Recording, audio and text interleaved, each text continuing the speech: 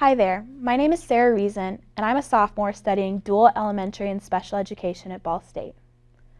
One of the most valuable parts of children's literature is not just the images, the figurative language, or the word choice. It's the characters. Characters allow children to jump from their own world and make a connection with someone else. I think the best literature are the types that allow children to identify with characteristics that actually reflect who they are. I think it's so simple to dive into finding children's book with perfect language or vivid images that it can be easy to forget who the books are for, the kids. In particular, talking about race, ethnicity, and LGBTQ has opened my eyes.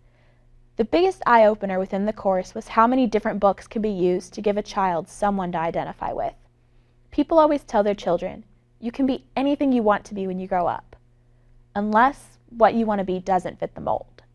In our class, we did a dinner for two activity where I sat down across the table from a friend and asked what books he identified with as a child. Then I exposed him to the books in our class, including those with an LGBTQ theme. My best friend started feeling like an LGBTQ youth as early as 6th grade, and continued to feel that way, and eventually identified as this in high school. It was the hardest path he's ever taken. Andrew kept his secret about being homosexual mainly because of his family's other issues. His parents were fighting and threatened time and time again to divorce. Finally, that branch snapped his junior year of high school. You see, this is where I met Andrew. During a dinner at the Indiana Academy for Science, Mathematics, and Humanities, Andrew dropped a ridiculous pickup line on me and looked super confident, and I was totally interested in him, only to find out that he was gay. I'm glad for his bluntness because we became better friends after that. However, not until halfway through the first semester did I learn that only the kids at his new boarding school knew that he was gay, and not anyone at home. There's so much secrecy and difficulty in Andrew's growing up years, being mixed, being from a family that fights, low SES, and from the tip of northern Indiana. On top of all that, identifying as gay. However, at the end of his junior year, he finally came out to his father, the hardest person to tell. Honestly, his dad didn't take it well. He was angry and in disbelief, and Andrew told him on a trip to New York City. Sitting in a super crowded restaurant, his dad's world seemed to be coming down to this quick statement, I'm gay. At the academy, it's okay to be gay. It's okay to love who you want because they set that environment up at the start. Home wasn't the same for Andrew for a while. Now though, people are more accepting, including his father who went to Indy Pride with him this year. As a kid, having lots of types of books would have made it easier for Andrew to identify his feelings. He was into the books The Hobbit, Harry Potter, and Lord of the Rings. In the 3rd grade, his favorite was The Lion, the Witch, and the Wardrobe. I mean, if you really wanted to crit-lit it, you could say that Andrew just loved watching people escape into other worlds, which he totally wanted to do as well at times.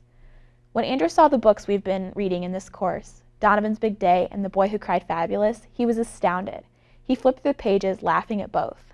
He explained that reading those books wouldn't have made him come out any sooner, but it would have been nice to have someone to laugh along with.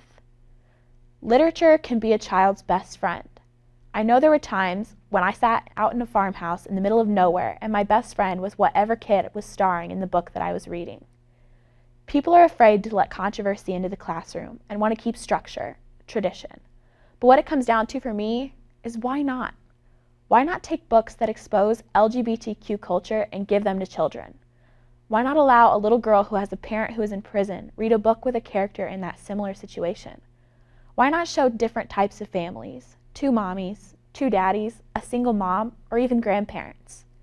Maybe giving a child something to identify with, to dive into and try to understand, is not a bad thing at all.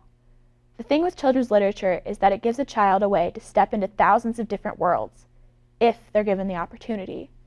So with books that expose race, they shouldn't just be African American history revolving around slavery, which is honestly all I was ever exposed to. They can include stories about family, about normal struggles and everyday accomplishments.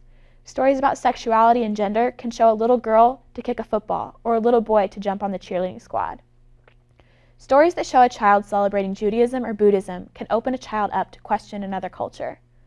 The largest thing I've learned this year is that literature is great to look at elements and grammar, but the greater meaning can be how we relate to the stories and the people within it.